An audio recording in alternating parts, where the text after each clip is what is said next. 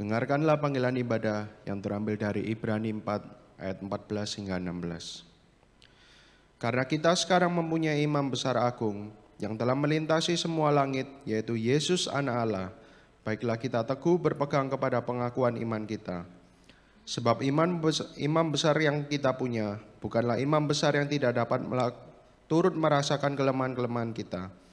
Sebaliknya sama dengan kita, ia telah dicobai, hanya tidak berbuat dosa. Sebab itu, marilah kita dengan penuh keberanian menghampiri tahta kasih karunia, supaya kita menerima rahmat dan menemukan kasih karunia untuk mendapat pertolongan kita pada waktunya. Sebelum memasuki ibadah pada pagi hari ini, mari kita siapkan hati dan pikiran, kita ambil saat teduh sejenak di hadapan Tuhan.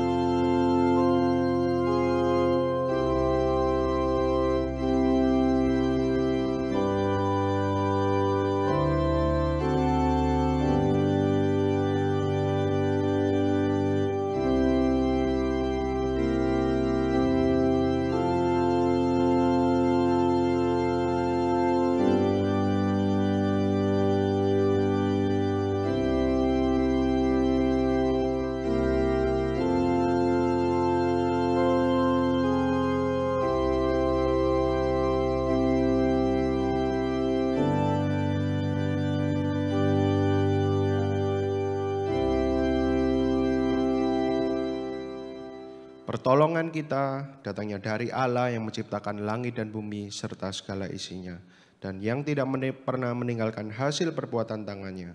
Turunlah kiranya atas kita semua kasih karunia dari Allah Bapa, Putra, dan Roh Kudus. Amin.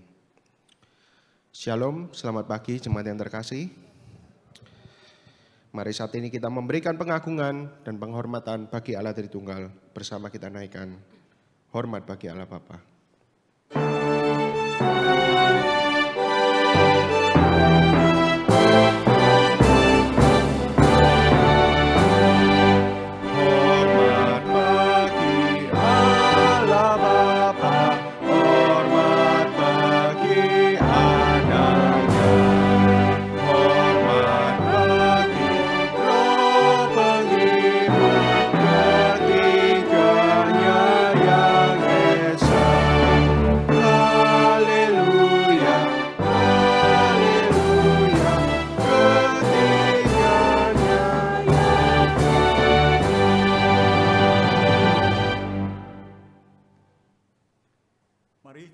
Sekalian kita bersama-sama di hadapan Tuhan memanjatkan doa pengakuan dosa dan juga ucapan syukur kita. Mari kita berdoa.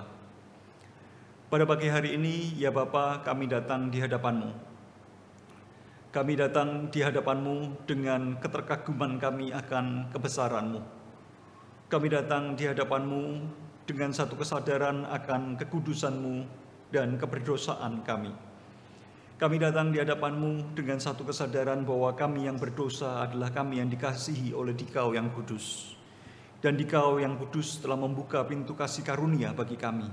Dan kami datang dan kami menerima pintu kasih karunia-Mu itu yang sudah disediakan di dalam Yesus Kristus, Putra-Mu yang tunggal, yang telah diberikan bagi kami. Dan biarlah kami boleh mengucap syukur atas semuanya itu. Dan biarlah kami boleh tergetar akan kasih besarnya, kasih karunia Allah. Di hadapan Bapa yang kudus kami datang dan kami mengaku. Kami mengaku segala dosa-dosa kami. Kami mengaku segala dosa kami yang ada di balik setiap perkataan kami, perbuatan kami, pikiran kami, dan perasaan kami. Dan juga kami datang di hadapan-Mu dengan satu kesadaran bahwa di dalam setiap apapun yang kami lakukan, ada bayang-bayang dosa di sana.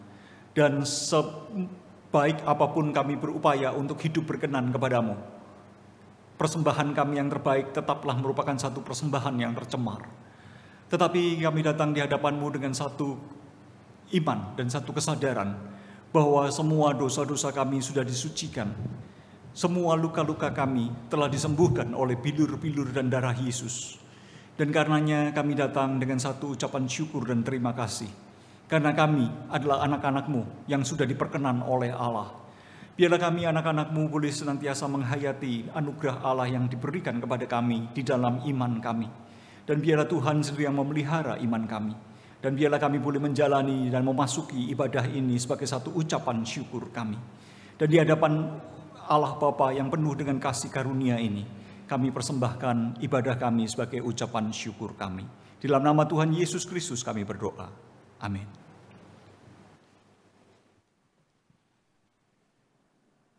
Jemaat dipersilakan duduk.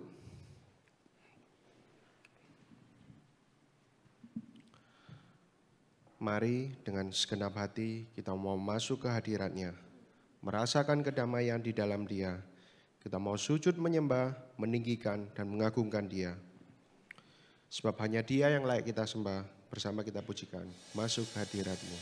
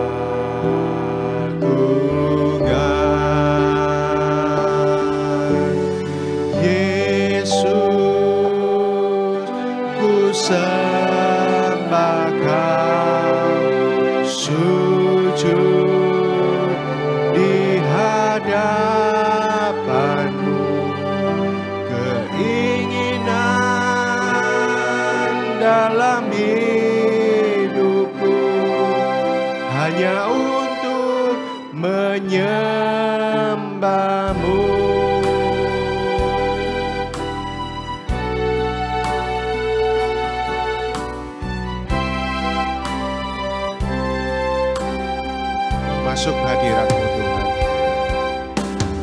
Masuk hadirat-Mu Tuhan. Dengan korban pujian. Masuk hadirat-Mu Tuhan. Berhiaskan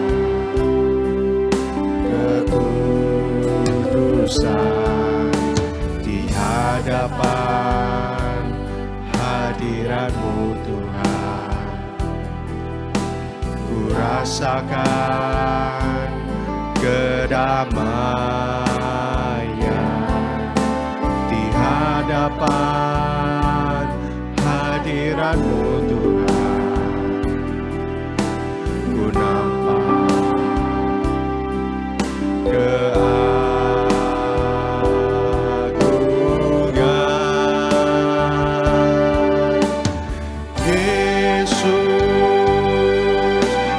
sembah Kau, sujud di hadapan-Mu. Keinginan dalam hidupku hanya untuk menyembah-Mu. Yesus, ku sembah Kau. Yesus, ku sembah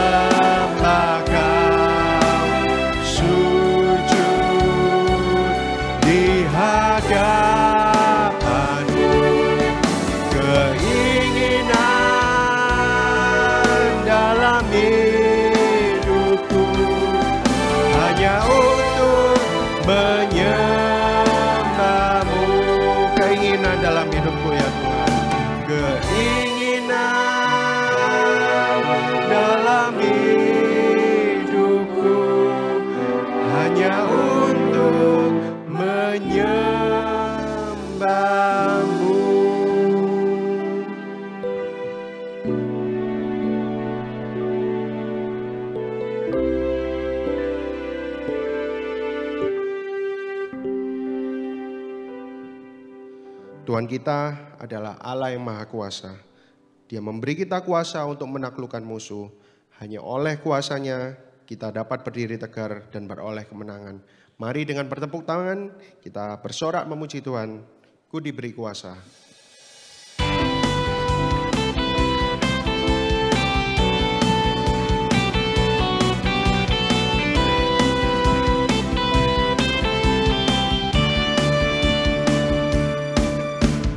Ku diberi kuasa dari Raja Mulia, menaklukkan musuh di bawah kakiku. Ku pakai kuasa dari Raja Mulia. Bila Allah ada bersamaku, siapa jadi lawanku? Sungguh besar Kau Tuhanku, Engkau perisai hidupku. Ku berdiri dengan iman, iman dalam Yesus Tuhan. Kau yang memberi kemenangan, ku bersorak merayakan. Terpujilah Kau Raja segala raja.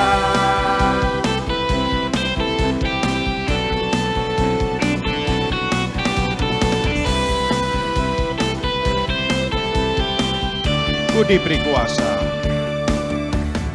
Ku diberi kuasa dari Raja Mulia, menaklukkan musuh di bawah kakiku. Ku pakai kuasa dari Raja Mulia. Bila Allah ada bersamaku, siapa jadi lawanku? Sungguh besar Kau Tuhanku, Engkau perisai hidupku. Ku berdiri dengan iman, iman dalam Yesus Tuhan. Kau yang memberi kemenangan, ku bersorak merayakan. Terpujilah Kau Raja segala raja. Sungguh besar Kau Tuhanku, Engkau perisai hidupku. Ku berdiri dengan iman, iman dalam Yesus Tuhan. Kau yang memberi kemenangan, ku bersorak merayakan. Terpujilah Kau Raja segala raja. Terpujilah, terpujilah Kau Raja segala raja. Terpujilah Kau Raja segala raja.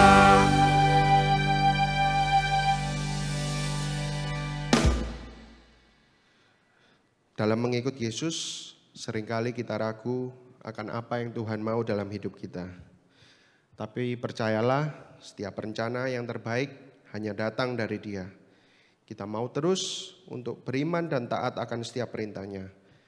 Mari kita mempersiapkan hati untuk menerima firman Tuhan. Bersama kita pujikan tanpa syarat.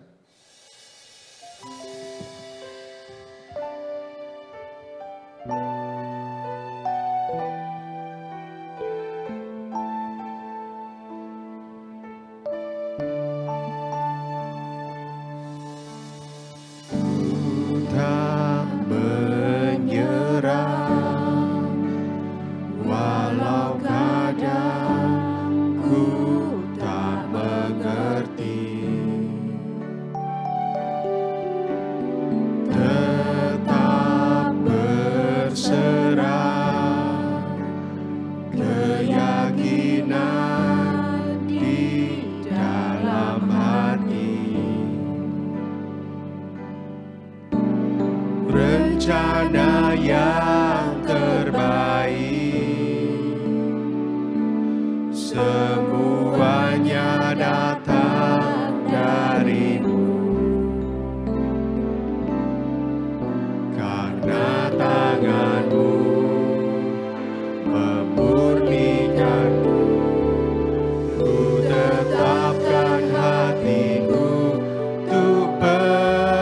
percaya tanpa syarat, takkan goyah. Ku nyatakan imanku untuk setia, senangkan hatimu. Saya undang jemaatmu bangkit berdiri.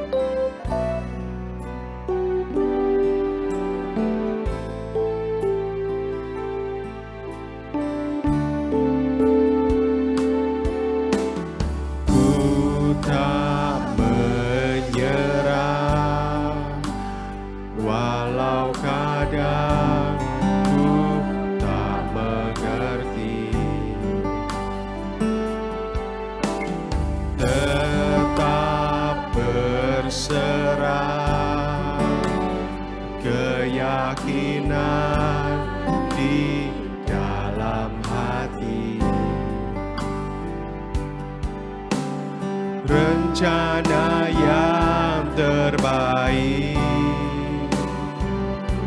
semuanya datang darimu, karena tanganmu memurnikanku. Tetapkan hatiku untuk percaya tanpa syarat, takkan goyah. Ku nyatakan imanku untuk setia, senangkan hatimu.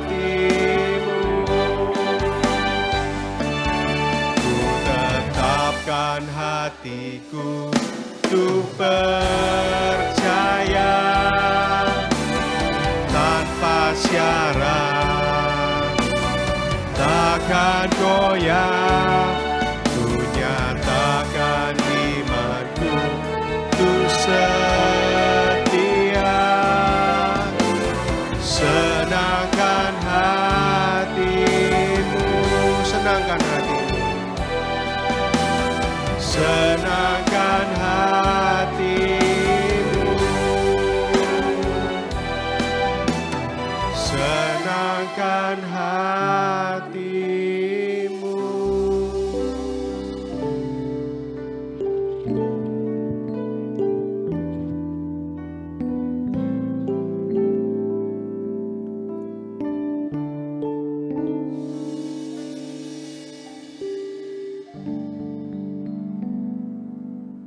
Mari kita bersama-sama berdoa. Kami datang dan kami mengucap syukur karena kebaikan Tuhan yang sudah Tuhan berikan bagi kami. Dan saat ini kami sekali lagi datang di hadapan-Mu dan kami berdoa dan memohon. Biarlah Tuhan sendiri berbicara kepada kami. Kami yang telah menerima kasih karunia-Mu, sekali lagi kami mengharapkan tetesan-tetesan dan mendoakan tetesan-tetesan kasih karunia-Mu. Pada saat ini kami berdoa, biarlah Tuhan sendiri mengaruniakan kepada kami satu hati yang siap untuk mendengarkan berita kebenaran firman Tuhan. Kami berdoa biarlah Roh Kudus bekerja di dalam hati kami, menjadikan tanah hati kami menjadi tanah yang baik, yang siap untuk ditaburi benih kebenaran firman. Kami berdoa biarlah firman Tuhan yang ditaburkan tidak kembali dengan sia-sia, melainkan boleh bekerja melaksanakan kehendak Tuhan. Kami berdoa biarlah firman Tuhan yang ditaburkan, firman Tuhan yang diberitakan, boleh menjadi pelita bagi kaki kami dan terang bagi jalan kami. Dan biarlah Tuhan sendiri yang memberkati momen ketika kami membaca, mendengarkan firman Tuhan, serta merenungkan firman Tuhan ini. Dan kami berdoa biarlah Roh Kudus menolong kami untuk boleh mengaplikasikan kebenaran-kebenaran firman Tuhan ini di dalam kehidupan kami, sehingga menjadi nyata di dalam setiap langkah dan tindak tanduk hidup kami.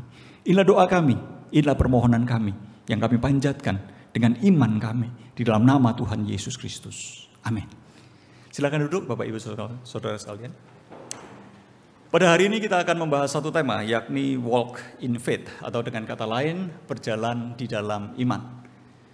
Terkait dengan tema ini saya mengajak kita untuk membaca satu bagian dari kitab suci yang terambil dari Ibrani yang ke-11, ayat yang ke-1 hingga ayat yang ke-3 yang berbunyi demikian. Iman adalah dasar dari segala sesuatu yang kita harapkan dan bukti dari segala sesuatu yang tidak kita lihat. Sebab dengan imanlah telah diberikan kesaksian bahwa Allah berkenan kepada para pendahulu kita.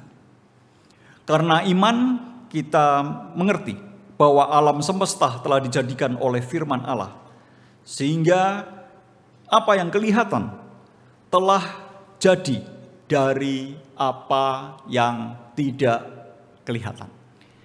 Bapak, Ibu, saudara-saudari sekalian, ketika berbicara tentang perjalanan iman, maka kita perlu menyadari bahwa perjalanan iman bukanlah sesuatu yang terpisah dengan yang namanya perjalanan hidup kita sekalian. Saya ingin memberikan satu contoh dari perjalanan iman saya dan perjalanan hidup saya itu yang saling berhubungan satu dengan yang lain dan tidak terpisahkan, begitu ya. Jadi saya lahir dari keluarga Kristen, keluarga hamba Tuhan bahkan, sehingga ketika saya dilahirkan boleh dikatakan saya adalah lahir sudah menjadi Kristen. Dan gereja itu sudah menjadi bagian hidup saya. Boleh dikatakan bahwa dari saya sekolah minggu sampai sekarang begitu ya, saya izin tidak beribadah ke gereja itu jumlahnya sangat sedikit sekali, begitu ya. Hampir di sepanjang keseluruhan hidup saya, di hari Minggu saya adalah beribadah di gereja. Dan sejak saya kecil, saya itu mendengarkan cerita-cerita sekolah minggu. Jadi kalau di antara anak-anak sekolah minggu, salah satu yang hafal cerita-cerita sekolah minggu adalah saya. Gitu. Jadi saya hafal, ayat-ayat hafalan saya hafal, cerita-cerita sekolah minggu saya hafal, Injil Yesus Kristus itu saya dengar dari saya kecil. Berita tentang Yesus Kristus mati di atas kayu salib untuk menebus dosa-dosa saya, itu merupakan sesuatu yang saya terima dari kecil. Nah, namun apakah saya itu secara menyadarinya, saya sudah mengambil keputusan untuk menerima Yesus Kristus dan mengikut Yesus sebagai murid Yesus? Pada waktu saya kecil, saya tidak menyadarinya. Pada waktu saya kecil, saya itu punya cita-cita. Cita-cita saya itu bukan menjadi orang Kristen yang baik, bahkan bukan menjadi seorang hamba Tuhan. Cita-cita saya pada waktu kecil itu saya ingin menjadi orang sukses, begitu.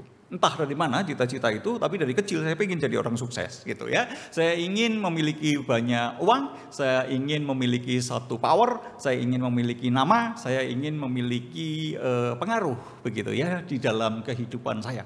Saya selalu mencari-cari makna hidup manusia itu apa. Dari kecil saya itu berpikir gitu ya, kalau saya itu lahir, kemudian saya itu tumbuh besar, saya itu makan, saya itu menikah, saya melahirkan keturunan, saya mati, apa bedanya saya dengan tikus gitu kan ya, apa bedanya saya dengan kucing. Itu dari kecil saya berpikir seperti itu. Jadi saya ingin menjadi orang yang punya pengaruh dan saya punya peran begitu ya, saya punya makna dari satu kehidupan itu gitu.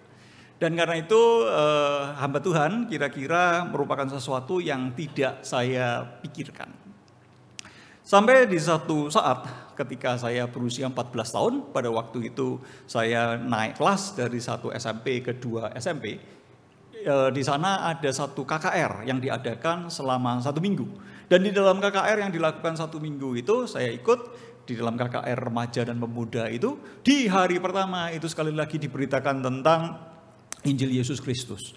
Dan di hari pertama itu secara sadar baru kemudian saya itu mengemukakan bahwa saya menerima Yesus Kristus sebagai Tuhan dan Juru Selamat saya. Dan saya mensyukuri anugerah Tuhan karena saya tahu bahwa dengan sungguh-sungguh dan dengan sadar saya percaya bahwa darah Yesus Kristus itu sudah diberikan untuk menebus dan mengampuni dosa-dosa saya karena kasih Allah yang begitu besar bagi saya. Dan di hari terakhir pada rangkaian retreat itu diadakan satu tantangan untuk menjadi hamba Tuhan. Dan sekali lagi di dalam tantangan untuk menjadi hamba Tuhan itu saya maju ke depan di dalam KKR itu dan saya menyerahkan diri saya sebagai hamba Tuhan pada waktu saya berusia 14 tahun. Dan saat itu satu hal yang menjadi satu beban di dalam jiwa saya adalah saya itu mengucap syukur atas kebaikan Tuhan. Jikalau Tuhan itu sudah memberikan hidupnya bagi saya, masakan saya itu tidak mau memberikan hidup saya itu kepada Tuhan. Jadi saya mengambil keputusan untuk memberikan hidup saya itu kepada Tuhan. Seluruh hidup saya, masa muda saya bagi Tuhan.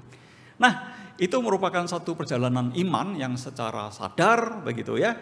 Itu saya ambil dan keputusan yang secara sadar saya ambil. Tetapi Bapak Ibu Saudara sekalian, perjalanan hidup itu kan tidak berhenti sampai di situ saja. Saya masih SMP kelas 1.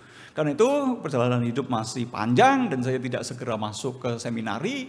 Dan di dalam perjalanan itu kemudian saya tidak terlepas dari yang namanya itu keraguan-raguan. Bahkan 1 tahun setelah saya mengalami KKR itu, saya masuk dalam satu keraguan iman yang luar biasa besar. Keraguan iman di mana saya mulai berpikir-pikir, kenapa kok saya mengambil keputusan-keputusan yang seperti itu tahun lalu, begitu ya. Saya mulai berpikir kenapa saya itu menjadi seorang Kristen. Oh, saya rasa kok saya menjadi orang Kristen itu karena saya lahir dari keluarga Kristen. Papa mama saya pelayanan dan saya dibesarkan di dalam satu keluarga Kristen. Kalau seandainya saya itu lahir dari agama yang lain, maka mungkin saya tidak menjadi seorang yang Kristen. Seperti itu. Mengapa kok saya maju di dalam KKR itu untuk menyerahkan hidup saya menjadi hamba Tuhan? Saya mulai berpikir, oh itu karena saya dikondisikan situasi ya. Situasi retreat itu mengkondisikan dan kita di tengah-tengah anak remaja, di tengah-tengah situasi seperti itu senang, ada satu euforia tersendiri. Sehingga kita mengambil keputusan-keputusan yang emosional semata-mata. Sehingga saya mengambil keputusan yang seperti itu gitu.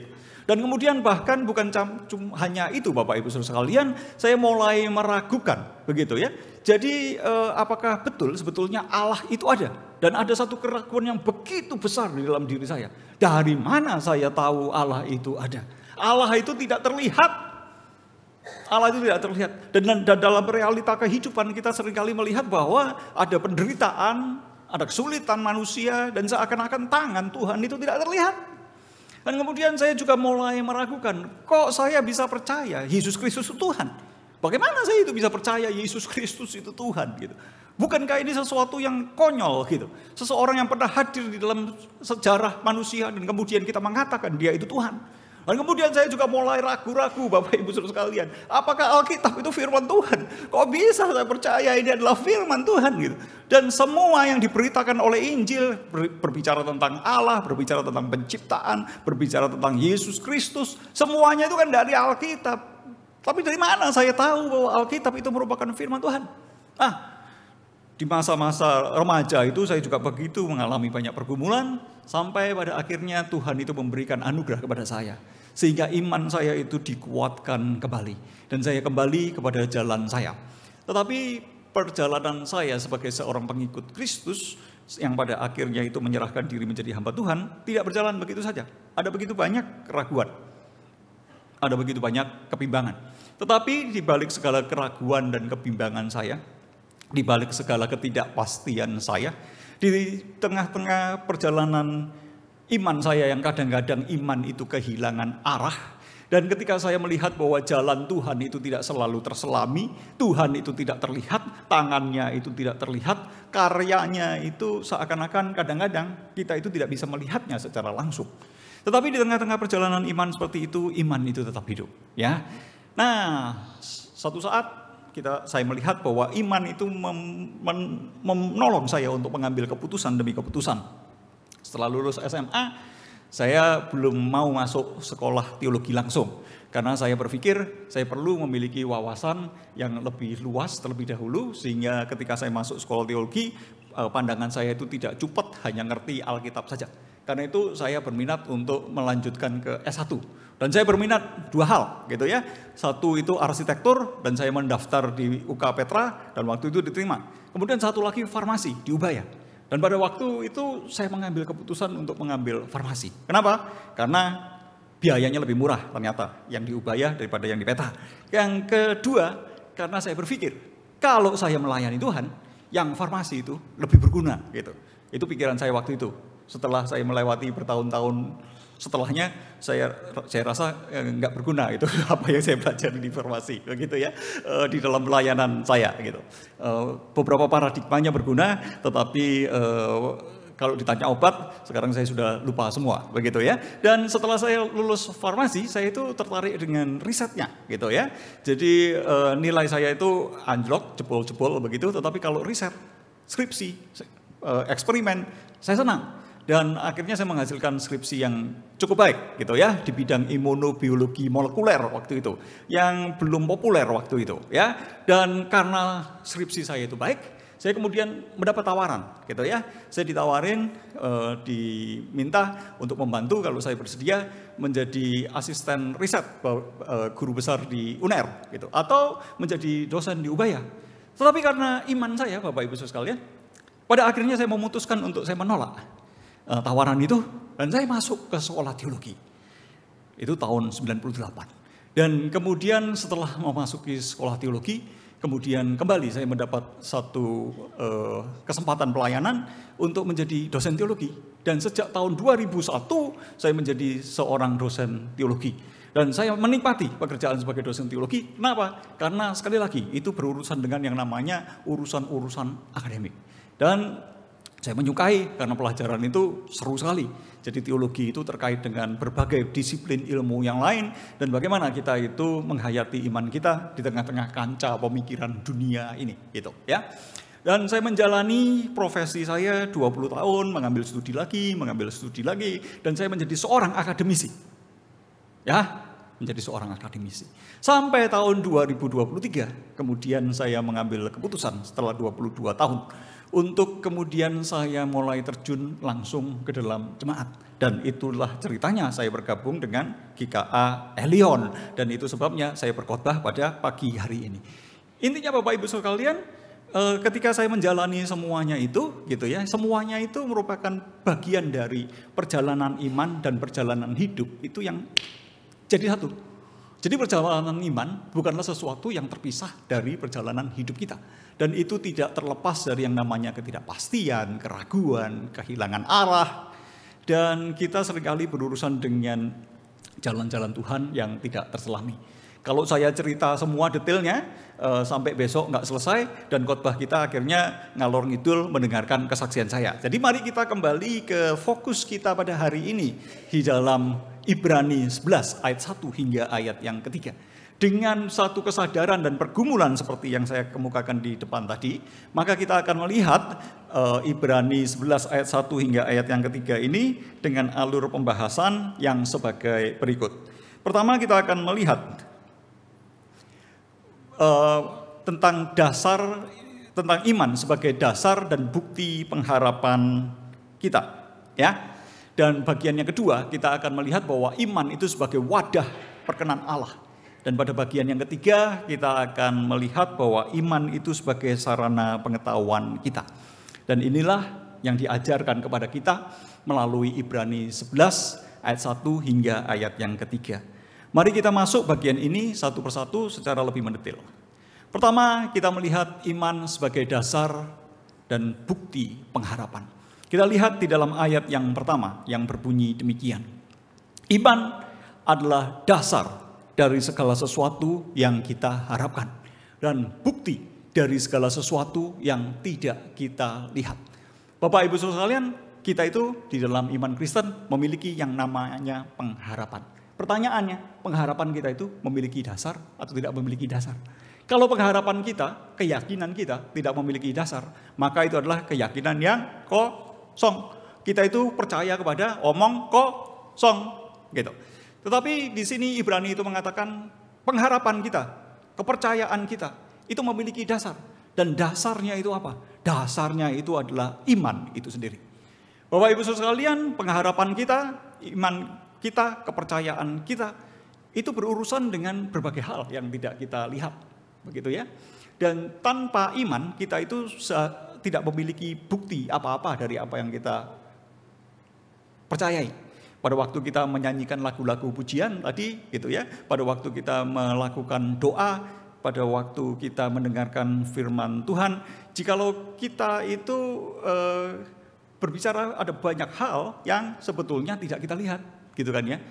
Lagu pertama tadi apa? Apa tadi?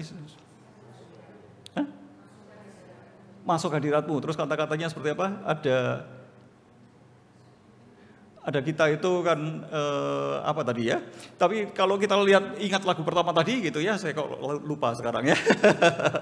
Oke, saya ingin mengatakan aja. Dari lagu pertama saja, jikalau kita itu tidak memiliki iman, maka kita melihat bahwa kita itu cuma ngomong aja dengan kalimat-kalimat yang ada di dalam lagu itu. Buktinya itu apa? Jikalau sesuatu itu nggak ada dasarnya, jikalau sesuatu itu tidak ada buktinya, maka ya itu semua orang bisa ngomong apa adanya lah. Semua orang bisa ngomong semau-maunya sendiri. Nah, tetapi Ibrani ini memberikan penjelasan kepada kita. Yang kita harapkan itu memiliki dasar. Apa yang kita percaya tentang apa yang tidak kita lihat itu memiliki bukti. Dan buktinya dan dasarnya itu apa? Buktinya dan dasarnya itu hanya bisa diketahui melalui iman. Karena itu dikatakan iman adalah dasar dari segala sesuatu yang kita harapkan. Dan bukti dari segala sesuatu yang tidak kita lihat. Hal ini mengajarkan kepada kita hal yang seperti ini.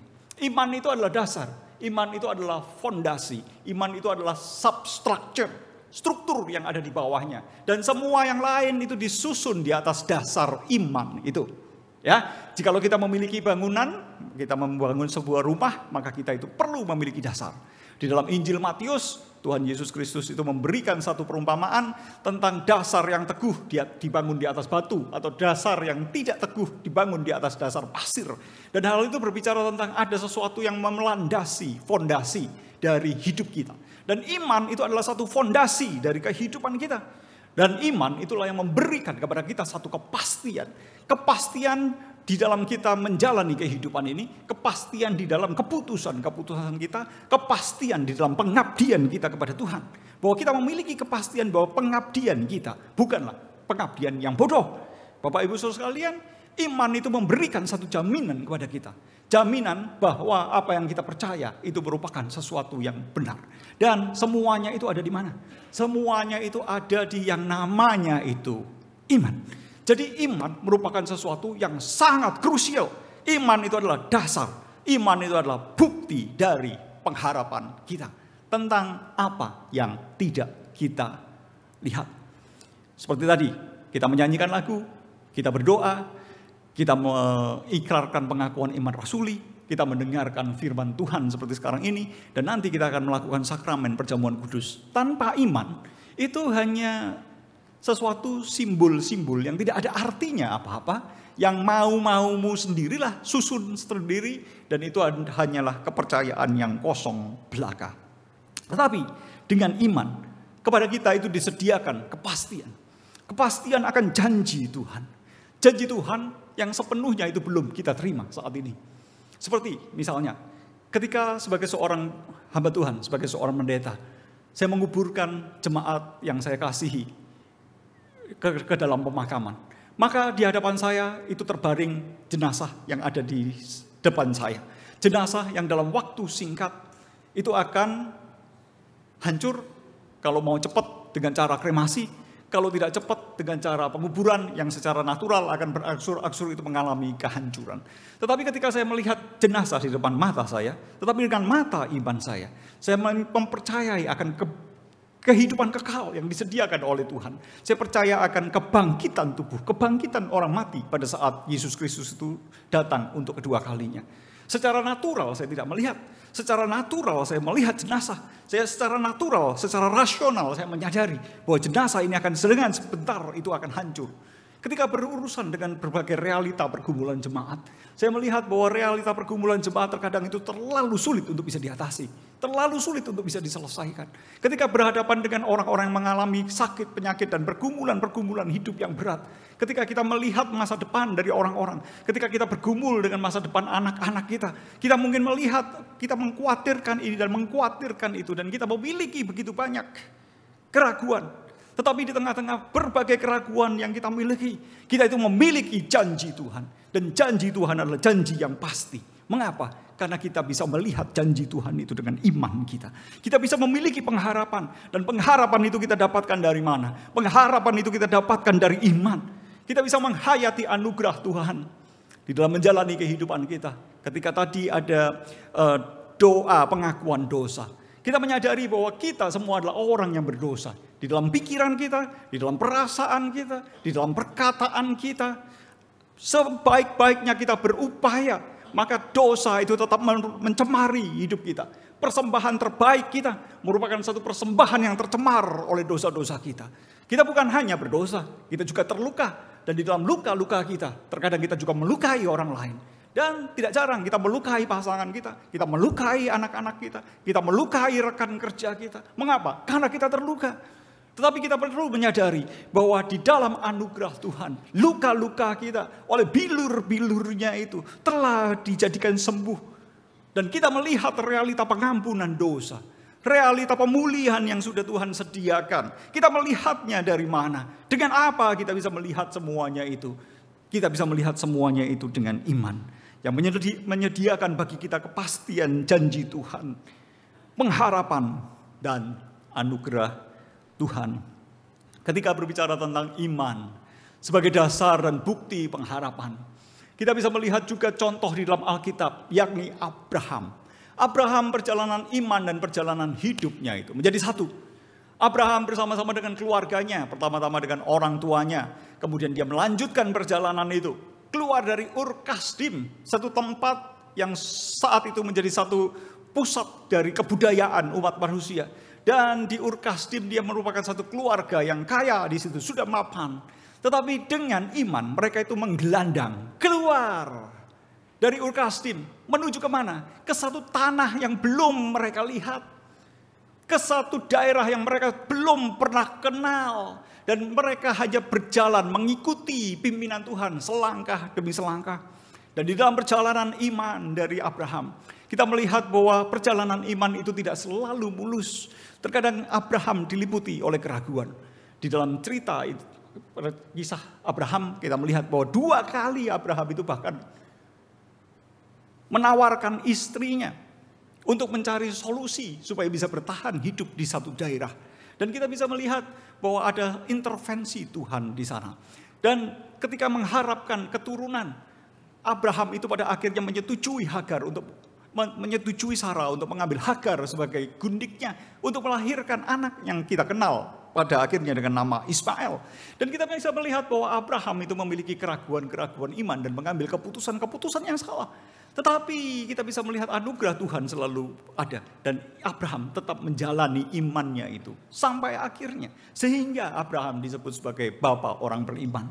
Bahkan ketika Tuhan itu meminta supaya Abraham itu mempersembahkan Ishak, anaknya yang tunggal yang dijanjikan oleh Tuhan, Abraham itu percaya bahwa kan ketika dia itu mempersembahkan Ishak, Allah yang sudah berjanji kepadanya itu akan tetap menggenapi janjinya, entah bagaimana caranya, sekalipun Ishak itu disembelih sebagai korban.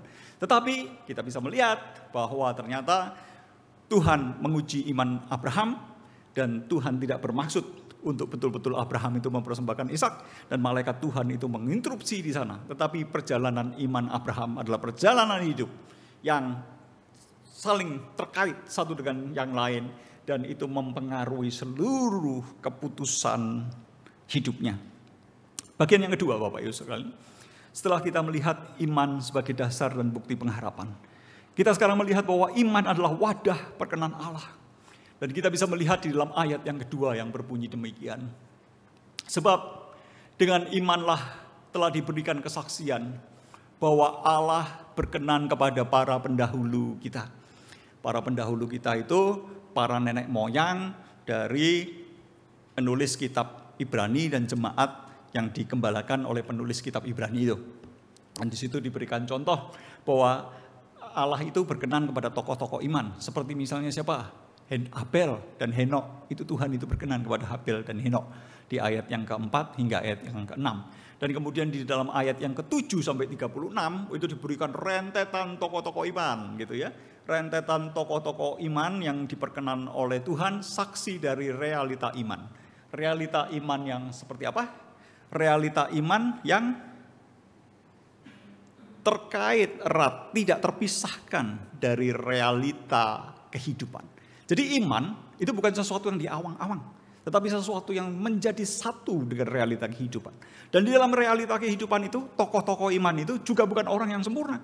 Daud bukan tokoh yang sempurna. Salomo bukan tokoh yang sempurna. Dan di dalam menjalani iman mereka, mereka seringkali berhadapan dengan kebingungan, dengan keraguan, dengan ketidakpastian, dengan ketidakjelasan, bahkan kehilangan arah. Dan itu merupakan realita iman. Tetapi realita iman adalah realita yang dijalani di dalam kehidupan. Dan karena adanya iman itulah, sekalipun mereka bukan orang-orang yang sempurna, tetapi mereka adalah orang-orang yang diperkenan oleh Tuhan. Mengapa mereka diperkenan oleh Tuhan? Karena mereka memiliki iman. Jadi ketika berbicara lebih lanjut tentang iman sebagai wadah perkenan Allah, kita bisa melihat di dalam ayat yang ke-6 yang disimpulkan seperti ini. Tetapi tanpa iman tidak mungkin orang berkenan kepada Allah. Jadi seseorang itu bisa berkenan kepada Allah karena iman. Iman itu bisa digambarkan sebagai satu wadah. Cup of grace, cangkir atau cawan anugerah. Jadi anugerah Tuhan, iman itu sendiri adalah satu anugerah, ya. Anugerah Allah yang diberikan kepada kita dalam satu bentuk cangkir kasih karunia, cangkir anugerah. Dan melalui cangkir anugerah itu, kita bisa menerima penerimaan Allah. Sebentar lagi kita akan merayakan sakramen perjamuan kudus. Dan di dalam sakramen perjamuan kudus ini kita akan melihat ada cawan perjanjian.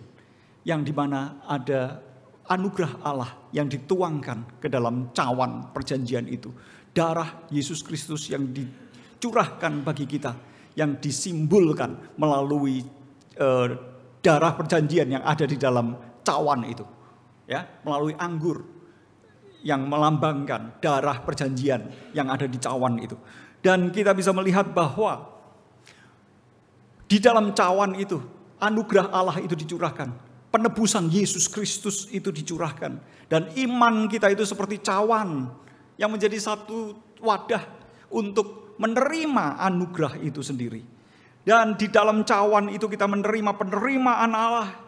Dan melalui cawan itulah kita itu hidup benar di hadapan Allah. Jadi kita menerima anugerah di dalam cawan itu.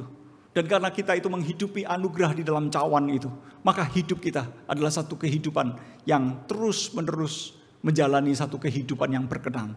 Kehidupan yang menyenangkan hati Tuhan. Dan semuanya itu ada di dalam cawan itu. Tanpa cawan itu, maka sebetulnya kita tidak memiliki wadah untuk anugerah itu. Dan wadah anugerah itu bisa tertampung di dalam kehidupan kita. Mengapa? Karena iman. Dan imanlah yang menampung semuanya itu. Tanpa iman, semuanya itu hanya omong kosong. Kepercayaan yang tidak ada artinya. Kamu mau-maumu sendirilah, kamu mau percaya apa. Gitu ya.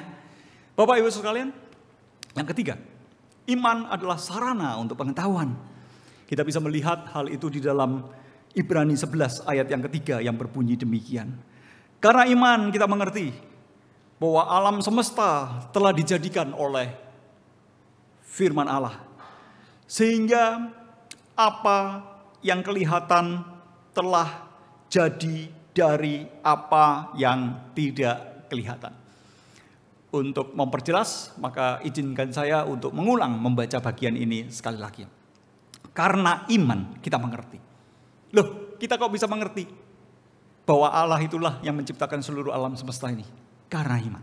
Loh, kok kita bisa mengerti bahwa Yesus Kristus itu diberikan untuk menghapus dosa-dosa kita? Kita bisa mengerti karena iman. Loh, kok kita bisa mengerti pengakuan iman rasuli yang nanti akan kita ikrarkan secara bersama-sama? Kita bisa mengerti dan mempercayai itu karena kita itu memiliki yang namanya iman. Tanpa iman, maka kita tidak bisa mengerti semuanya itu. Dan di sini dikatakan karena iman kita mengerti bahwa alam semesta telah dijadikan oleh firman Allah. Sehingga apa yang tidak kelihatan telah jadi dari apa yang kelihatan. Nah, di sini kita bisa melihat bahwa alam semesta yang kelihatan ini asal mulanya dari mana? Asal mulanya dari firman Allah yang tidak kelihatan. Fondasi dari alam semesta yang kelihatan ini, fondasinya dari mana? Fondasi dari alam semesta yang tidak kelihatan ini adalah firman Allah yang tidak kelihatan. Dan firman Allah yang tidak kelihatan adalah yang menopang semesta yang kelihatan ini. Jadi firman Allah bukanlah merupakan omong kosong yang tidak ada kaitannya dengan dunia ini. Firman Allah itu adalah penopang dari seluruh semesta ini. Firman Allah itu bukan merupakan sesuatu yang tidak ada hubungannya dengan realita kehidupan. Karena seluruh realita kehidupan kita di baliknya itu ada firman Allah. Dan kita bisa melihat bahwa di balik semua yang kelihatan ini ada sesuatu yang tidak terlihat itu. Firman Allah yang tidak terlihat itu merupakan firman Allah yang terwujud nyatakan di dalam semesta yang kelihatan. Iman kita yang tidak terlihat itu merupakan satu iman yang bukan tidak ada kaitannya dengan kehidupan kita sehari-hari. Tetapi iman kita yang tidak terlihat itu akan terwujud nyatakan di dalam kehidupan kita yang terlihat. Di dalam keputusan-keputusannya kita yang terlihat. Di dalam gaya hidup kita yang terlihat. Di dalam komitmen hidup kita, di dalam etika hidup kita yang terlihat. Jadi yang tidak kelihatan itu merupakan sesuatu yang menjadi landasan bagi apa yang tidak terlihat. Ketika berbicara tentang iman sebagai sarana pengetahuan, maka saya mengambil satu ilustrasi gambar yang ada di era medieval, abad pertengahan. Di situ digambarkan bahwa di balik semua semesta yang digambarkan seperti bola itu, di situ ada sang desainernya. Dan siapakah desainer dan pencipta dari seluruh semesta ini? Adalah firman. Dan firman itulah yang telah menjadi daging, menjadi manusia. Seperti ada di dalam Yohanes 1 ayat yang ke-14. Bahwa di balik semua realita ini ada firman. Ada hikmat Allah. Dan hikmat Allah itu telah berinkarnasi dalam Yesus Kristus menjadi manusia. Dan kita bisa melihat bahwa di balik realitas yang terlihat ini, ada sesuatu yang tidak bisa kita lihat dengan mata kita, kecuali kita itu melihatnya dengan iman. Yakni apa? Realitas firman. Dengan demikian Bapak Ibu Saudara sekalian, berbicara tentang iman Kristen bukan hanya berbicara tentang semata-mata kita percaya nanti kita mati masuk surga. Iman Kristen tidak sesempit itu, tidak sekecil itu.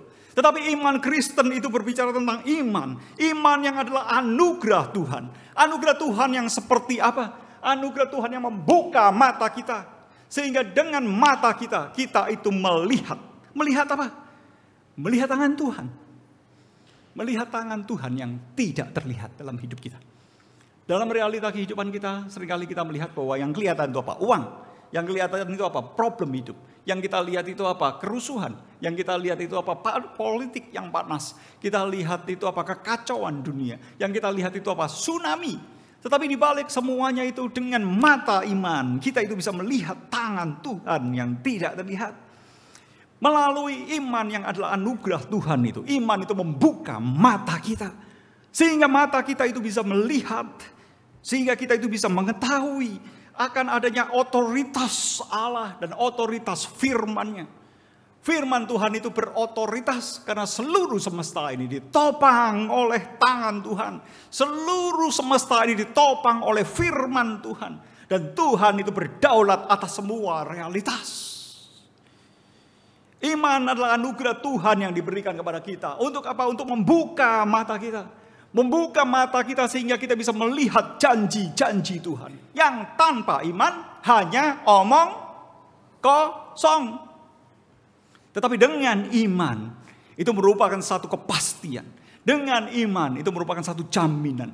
Dengan iman kita itu mendapati bahwa itu adalah fondasi dari realita kehidupan. Itu adalah fondasi dari kehidupan pribadi kita. Dan fondasinya itu apa? Iman. Iman kepada Tuhan. Iman kepada firman-Nya yang berotoritas itu. Dengan iman kita bisa melihat janji Tuhan. Dengan iman kita bisa melihat pengharapan yang disediakan oleh Tuhan. Dengan iman kita akan melihat kuasa Yesus Kristus, darah Yesus Kristus, tubuh Yesus Kristus yang sudah diberikan untuk pengampunan dosa-dosa kita.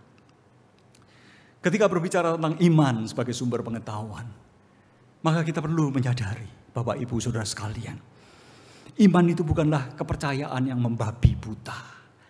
Ada orang-orang itu yang percaya dengan imannya dan iman itu adalah iman babi buta. Dia bisa bacok-bacokan, dia bisa berani mati. Tetapi sebetulnya dia bacok-bacokan, dia bisa berani mati, berani menjadi martir. hanya semata-mata karena dia itu membabi buta. Apakah iman kita adalah iman yang membabi buta begitu? Kita melakukan semua ibadah kita mendedikasikan diri kita untuk melayani Tuhan, tetapi semuanya itu hanya dengan semangat fundamentalis yang membabi buta seperti itu? Bukan, Bapak Ibu Saudara sekalian. Itu adalah iman yang tidak terkait dengan realita. Tetapi iman kita adalah iman yang terkait erat dengan realita kehidupan kita. Bapak Ibu Saudara, iman kita itu bukanlah angan-angan, hanya mimpi di siang hari bolong. Iman kita itu bukan suatu pengharapan yang berharap hanya kepada satu pepesan kosong. Dan bahkan iman kita itu bukan seperti apa yang dikatakan oleh Karl Marx, bahwa agama itu hanya sebagai satu candu. Ketika manusia itu takut untuk menghadapi realita hidup yang keras, maka manusia itu mencari pelarian. Dan pelariannya itu apa? Berharap kepada sesuatu yang tidak real. Sebagai lari dari perasaan-perasaan yang tidak menyenangkan. Lari dari realita-realita hidup yang menyakitkan. Dengan cara lari kepada satu candu. Iman kita juga bukan candu. Tetapi iman itu adalah anugerah Allah. Anugerah Allah yang mencelikkan mata kita. Sehingga ketika mata kita itu diculikkan, kita percaya akan firman-Nya dan janji-janjinya. Bapak Ibu Saudara sekalian, ketika berbicara tentang iman sebagai sumber pengetahuan, sebagai sarana pengetahuan, maka kita mengerti bahwa iman itu terwujud di dalam pengharapan kita. Di dalam menjalani kehidupan, kita membutuhkan pengharapan. Dan pengharapan itu bisa kita miliki ketika kita memiliki iman. Kita bisa menjalani kehidupan ini dengan sangat lesu, sangat tanpa antusias, tanpa perencanaan, semuanya menggelinding, tidak ada sesuatu yang bisa kita harapkan, dan di balik kematian kita tidak memiliki pengharapan. Kita bisa menjalani kehidupan seperti itu. Tetapi kita sebagai orang Kristen dipanggil untuk menjalani hidup kita dengan pengharapan. Dan mengapa kita memiliki pengharapan? Sekalipun kadang-kadang kita melihat bahwa realita hidup itu seakan-akan berat, tetapi kita memiliki pengharapan karena kita memiliki iman. Iman kita itu terwujud di dalam ketaatan kita. Iman kita itu bukan iman mimpi di siang hari bolong, tetapi iman yang berubah menjadi satu upaya dan tindakan-tindakan aktif kita. Iman itu merupakan satu keyakinan kita ketika kita menghadapi berbagai keraguan. Iman itu merupakan satu hal yang terkait dengan keputusan hidup kita. Saya tadi memulainya dengan satu kisah hidup saya. Keputusan hidup saya adalah keputusan hidup yang saya ambil karena iman. Tanpa iman, maka saya tidak akan berkhotbah di tempat ini pada pagi hari ini. Iman kita itu akan berpengaruh terhadap ketangguhan kita ketika menghadapi satu realita kehidupan yang keras ini. Iman itu merupakan sesuatu yang terwujud nyatakan di dalam semangat kita. Iman itu terwujud nyatakan di dalam gaya hidup kita. Iman itu akan terwujud nyatakan di dalam etika hidup kita. Iman itu bukan hanya sesuatu mimpi, bukan hanya satu di awang-awang, sesuatu yang tidak real. Tetapi iman itu merupakan sesuatu yang menyatu dengan realita hidup kita. Perjalanan iman dan perjalanan hidup merupakan sesuatu paket yang tidak bisa dipisahkan. Apakah pesannya bagi kita pada pagi hari ini ketika kita berbicara dengan tema Walk in Faith? Maka saya akan menyimpulkan dengan dua ayat yang ada di dalam Amsal. Yang pertama adalah takut akan Tuhan adalah permulaan pengetahuan. Bapak Ibu Saudara sekalian, karena pengetahuan kita itu berakar, hanya bisa diketahui dengan iman. Maka kita perlu tahu bahwa takut akan Tuhan itu adalah starting point dari pengetahuan kita. Marilah kita memberikan satu respect kita kepada Tuhan. Rasa hormat kita kepada Tuhan. Rasa takut kita kepada Tuhan. Dan dengan itu kita boleh memiliki satu pengetahuan tentang realita hidup ini. Dan bagian yang kedua adalah percayalah kepada Tuhan dengan segenap hatimu. Dan jangan bersandar kepada pengertianmu sendiri. Bapak Ibu sekalian, kita menyadari bahwa di dalam mengambil keputusan kita memerlukan pertimbangan-pertimbangan rasional. Kita perlu melihat, menganalisis secara sosial, ya. Keputusan-keputusan bisnis kita perlu ambil secara rasional. Kita perlu ambil berdasarkan pertimbangan-pertimbangan kita ketika kita melihat fenomena-fenomena sosial yang ada, pergolakan pasar yang ada. Keputusan kita di dalam mengambil setiap keputusan, ketika kita mengambil keputusan medis, maka kita perlu melihat kondisi dari kondisi medis yang ada, kondisi fisik, kondisi biologis, dan berbagai faktor-faktor yang lain. Kita perlu mempertimbangkan semuanya itu. Tetapi kita perlu menyadari Bapak Ibu Saudara sekalian, bahwa di balik realitas ini masih ada satu realitas lagi yang beyond, yang melebihi dari semuanya itu. Dan realitas yang melebihi semuanya itu adalah realitas rohani, yang hanya bisa kita pahami melalui iman. Dan kita perlu meminta Tuhan supaya menguasai pikiran kita dan keputusan-keputusan kita. Bukan hanya berdasarkan keputusan-keputusan rasional kita, tetapi kita membuka diri terhadap pimpinan Tuhan yang bersifat spiritual itu di dalam kehidupan kita.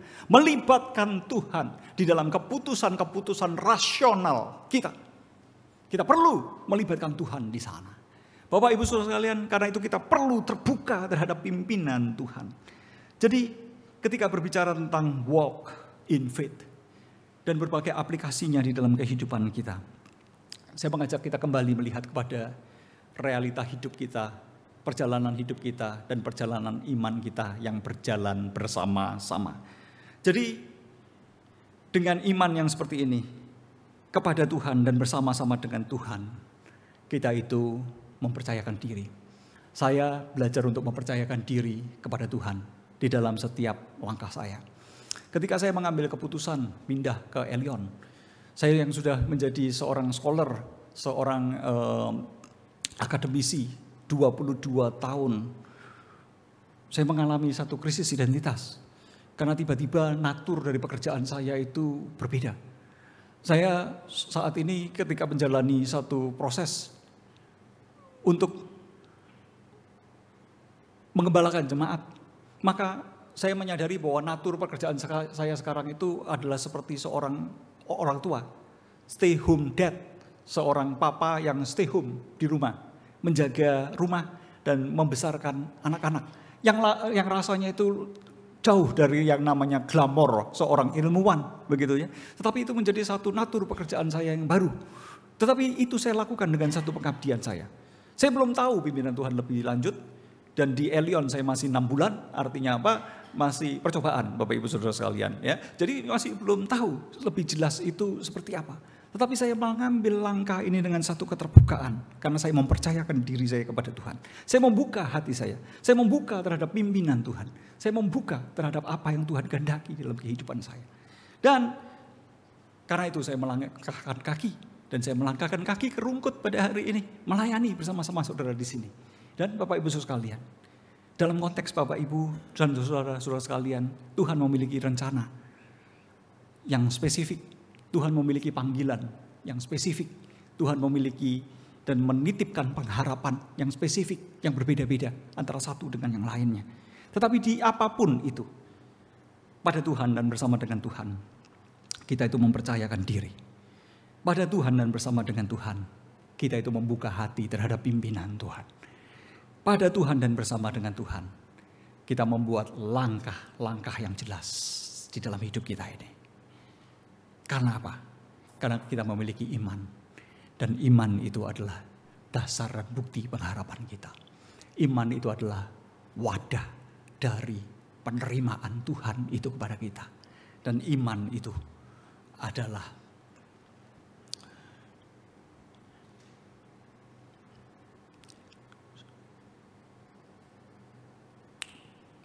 poin yang terakhir. Iman itu adalah sarana pengetahuan kita.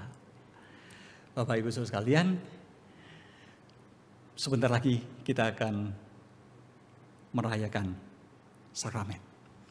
Tanpa sakramen, tanpa iman, maka sakramen ini hanya simbol yang kosong. Dan iman kita adalah iman yang kosong. Semua ibadah kita yang kita lakukan ini hanyalah simbol-simbol, ritual-ritual yang kosong, lagu-lagu yang kosong, pengakuan iman yang kosong. Tetapi di dalam iman kita bisa melihat realitas surgawi yang menyentuh bumi ini, realitas rohani yang menyatu dengan realitas hidup kita. Di depan ini telah tersedia simbol-simbol roti dan anggur. Tetapi itu bukanlah simbol-simbol yang kosong. Itu adalah simbol-simbol yang dibaliknya ada realitas tubuh dan darah Kristus yang diberikan untuk menghapus dosa-dosa kita, yang sudah dicurahkan bagi kita di atas kayu salib untuk menebus kita. Mari kita menghayatinya dengan iman. Mari kita berdoa. Terima kasih untuk firman-Mu.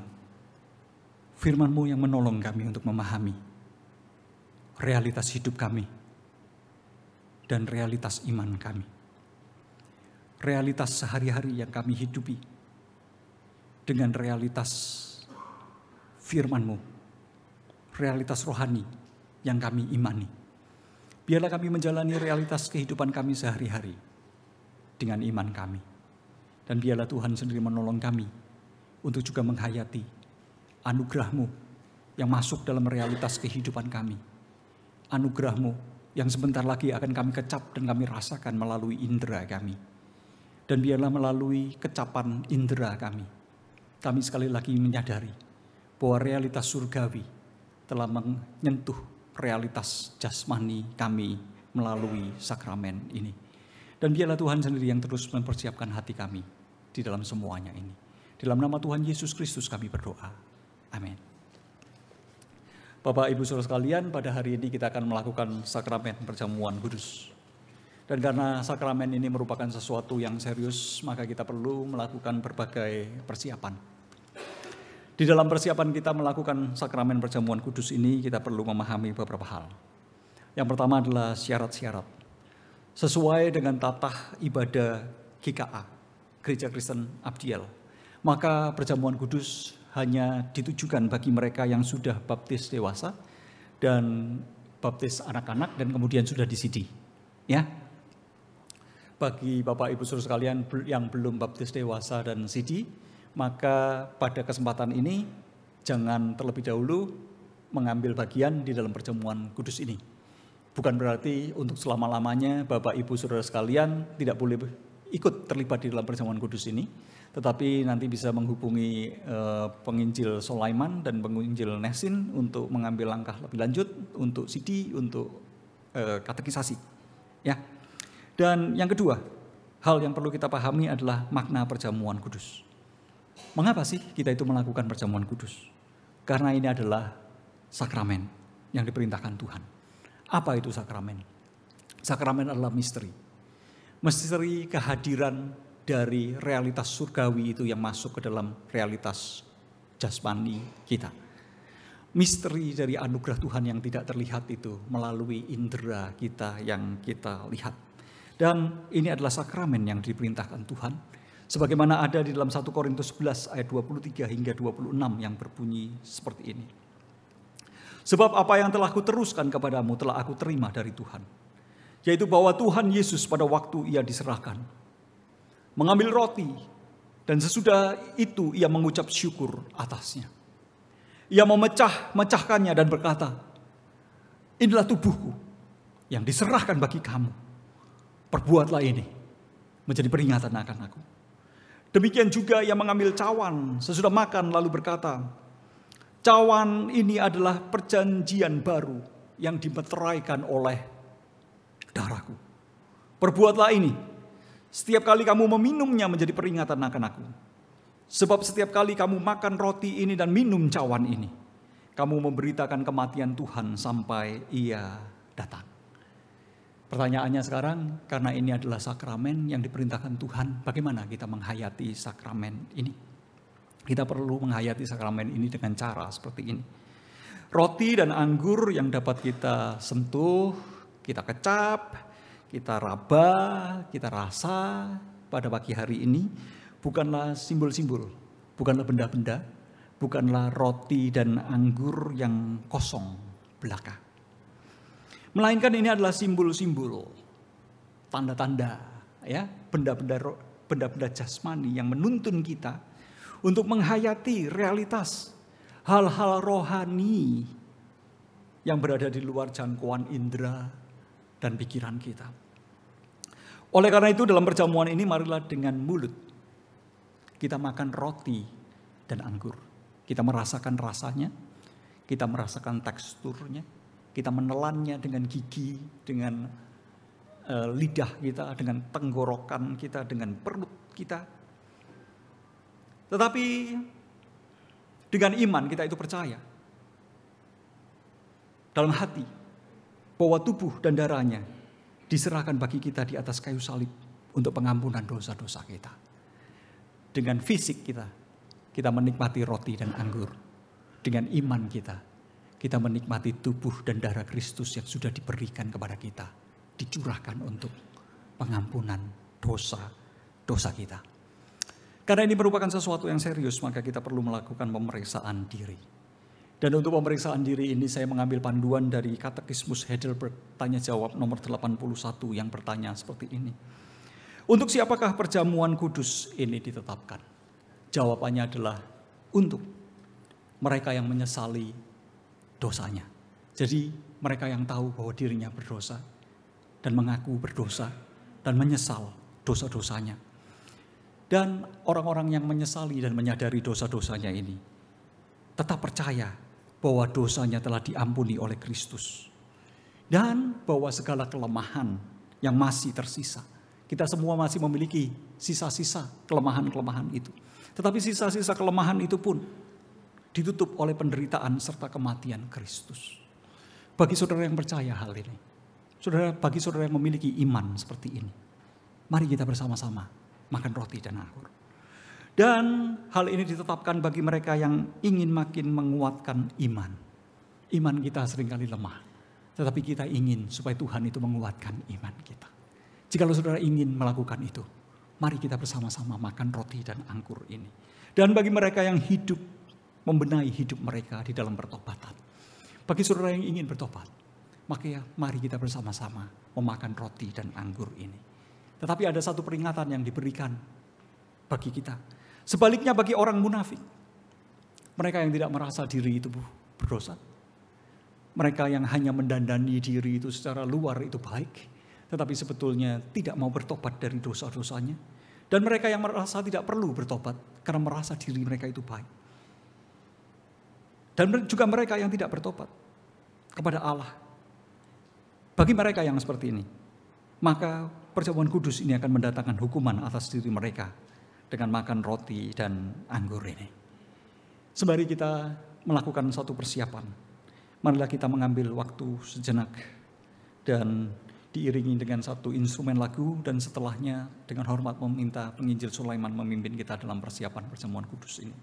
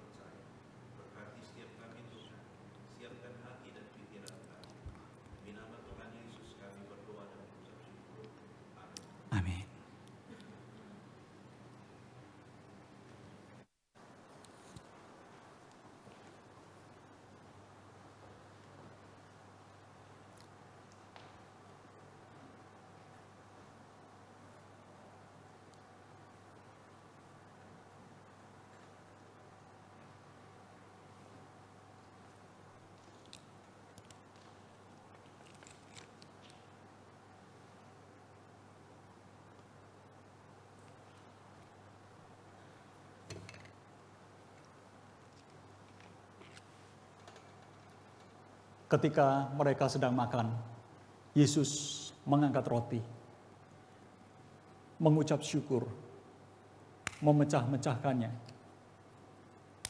dan membagikannya kepada murid-muridnya, serta berkata, makanlah roti ini, inilah tubuhku.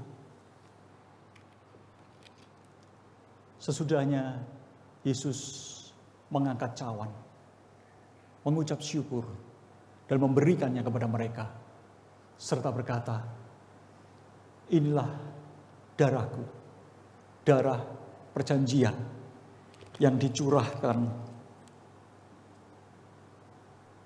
bagi banyak orang untuk pengampunan dosa. Mari bagi kita yang telah mempersiapkan hati, bersama-sama merayakan perjamuan kudus ini.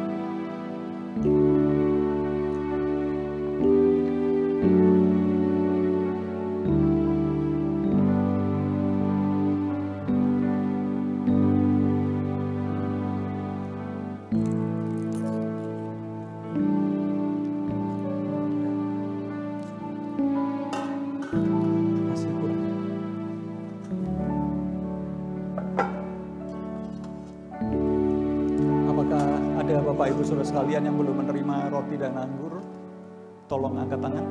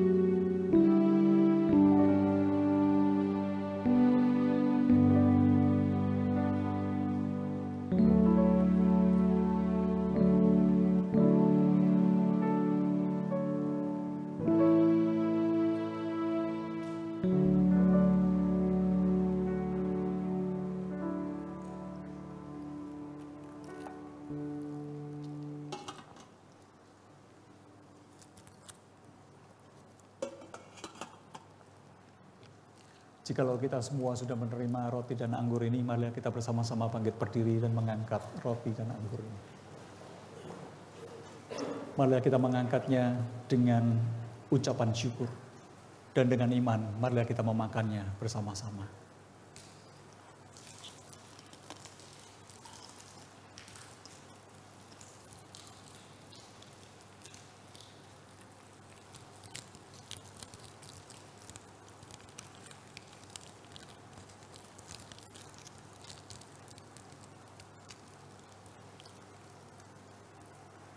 Jikalau kita sudah siap, mari kita bersama-sama mengangkat anggur ini. Dan dengan iman, mari kita bersama-sama meminumnya.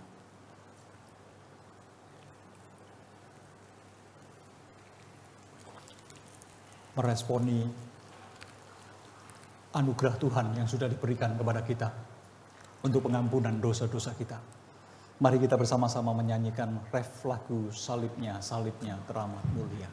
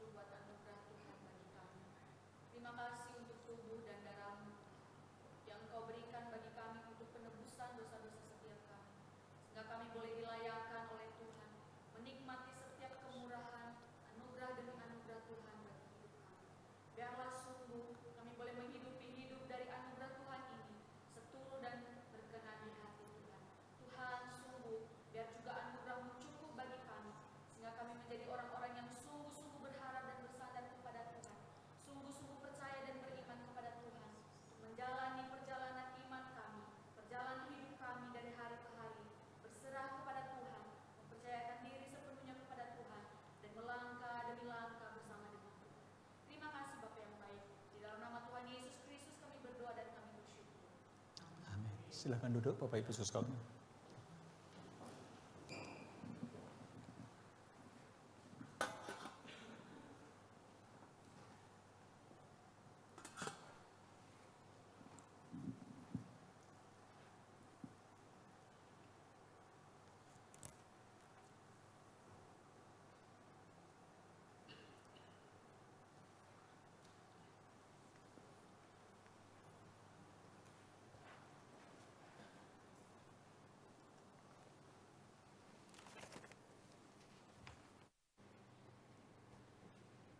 Mari kita bangkit berdiri.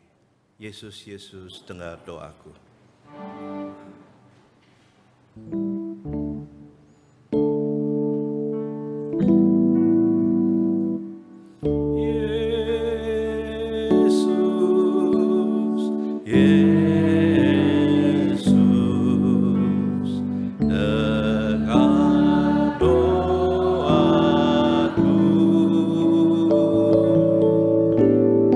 Janganlah engkau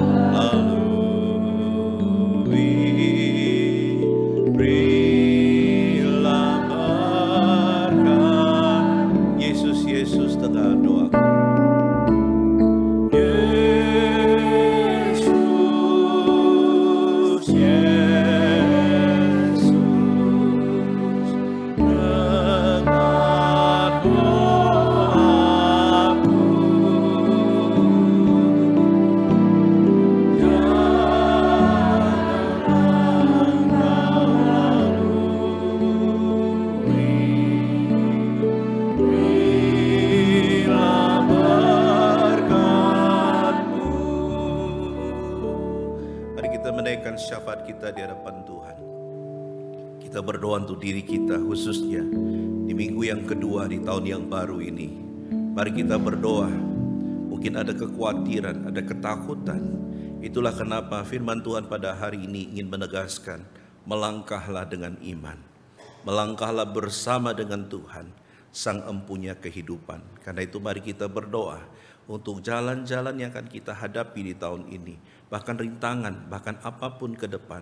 Mari kita berdoa, semoga Tuhan selalu beserta dengan kita dan Tuhan selalu menolong kita. Mari kita buka suara, kita menaikkan doa kita bersama-sama. Bapa di surga yang kami sembah dalam nama Tuhan Yesus. Bapa, dalam 1 tahun ke depan ini kami tidak tahu apa yang akan terjadi. Akan tapi dengan iman kami melangkah ya Tuhan. Sebagaimana Engkau panggil Abraham menuju kepada tanah perjanjian. Dia tidak tahu apa yang akan terjadi. Dia tidak menduga atau mendapat gambaran apa yang akan dia temukan. Akan tapi ya Tuhan, dengan iman dia melangkah. Demikian juga kami Tuhan. Kami tidak tahu apa akan terjadi tahun ini. Namun kami yakin dan percaya Allah yang sama yang telah memimpin Abraham, Ishak dan Yakub. Allah yang sama akan memimpin hidup kami. Karena itu Tuhan berkati sepanjang tahun ini. Biarlah tahun ini menjadi tahun anugerah. Tahun ini dapat menjadi tahun yang penuh berkat bagi kami. Dan biarlah kemuliaan Tuhan dinyatakan melalui hidup kami. Terpujilah nama-Mu ya Bapa. Demi nama Tuhan Yesus kami berdoa. Yang kedua dan yang terakhir, mari kita berdoa untuk gereja kita. Kita doakan supaya gereja kita sungguh-sungguh dapat menjadi berkat bagi banyak orang. Dan sungguh-sungguh gereja kita dapat memenangkan lebih banyak jiwa untuk kemuliaan Tuhan pada tahun ini. Dan gereja kita dapat menjadi terang dan garam di tengah dunia ini. Mari kita buka suara, kita berdoa bersama-sama.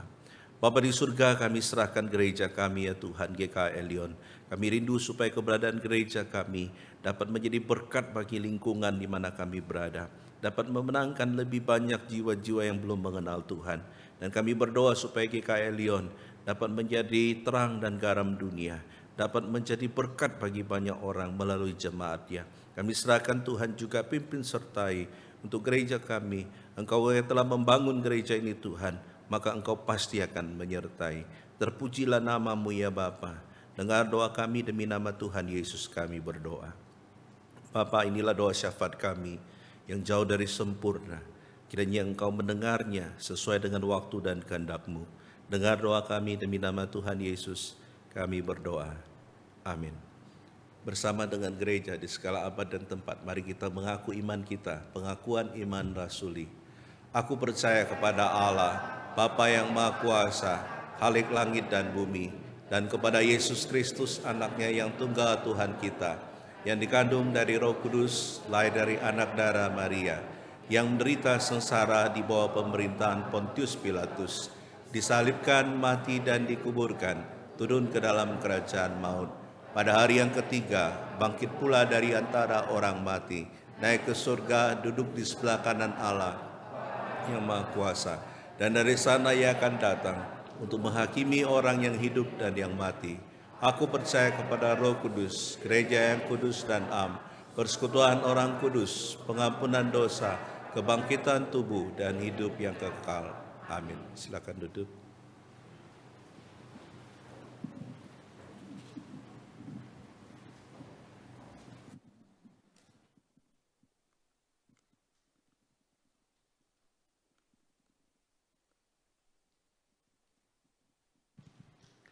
Tiba saatnya kita akan memberikan persembahan. Dengan penuh ucapan syukur, mari kita memberikan persembahan yang terbaik bagi Tuhan.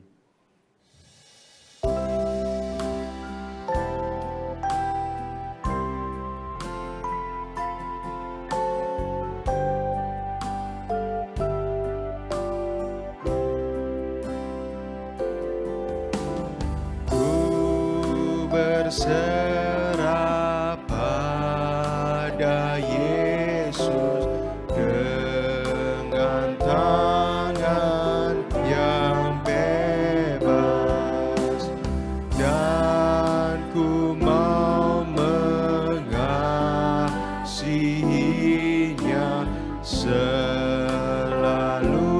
bersamanya. Haleluya.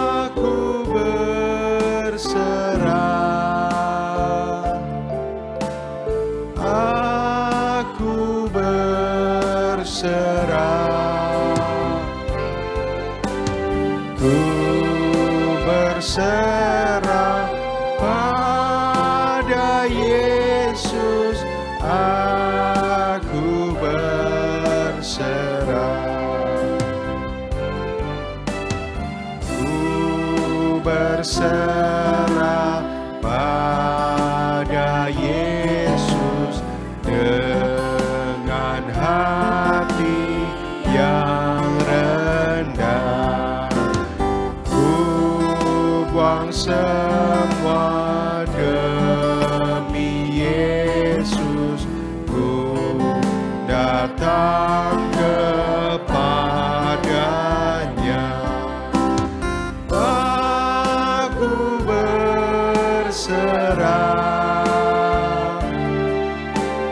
aku berserah, ku berserah pada Yesus, aku berserah. Jemaat saya undang berdiri.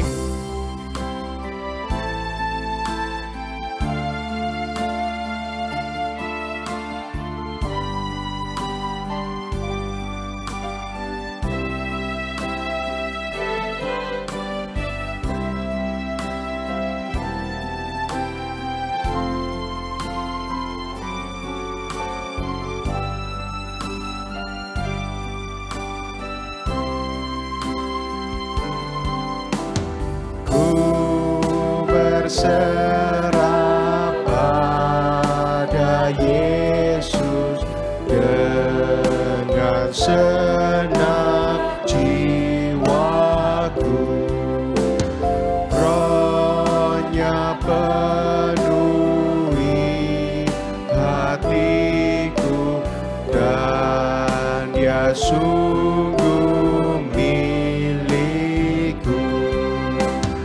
Aku berserah, ku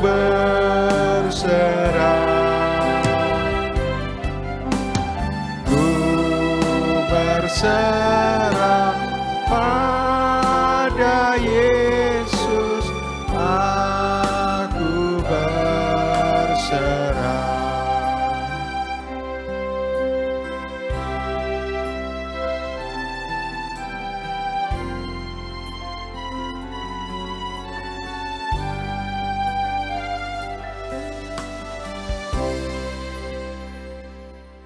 Bapa di surga, terima kasih ya Tuhan, kembali kami dapat memberikan persembahan. Kiranya Kau mau menyucikan persembahan kami dan juga menggunakannya untuk memperluas kerajaan-Mu. Juga Kau mau pakai setiap pengurus yang ada untuk dapat mengolahnya dengan baik ya Tuhan. Terima kasih ya Tuhan, hanya dalam nama Tuhan Yesus kami berdoa. Amin. Biarlah segala puji, hormat, dan kemuliaan kita naikkan hanya bagi Allah Tritunggal. Doksologi.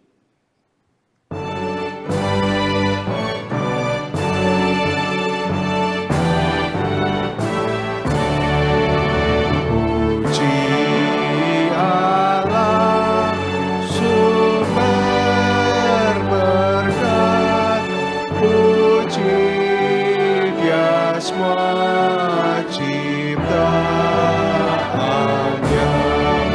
puji Dia para malaikat, Bapa, Putra, dan Roh Kudus.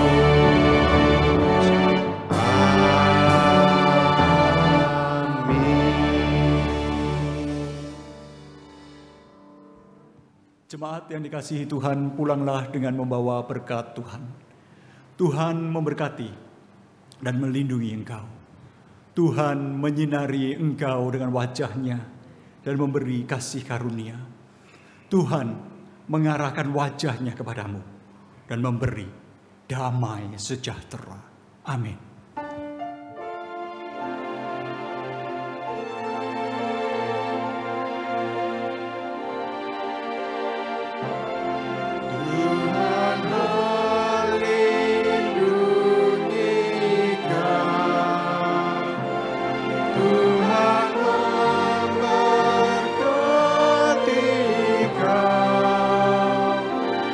Kiranya wajah-Nya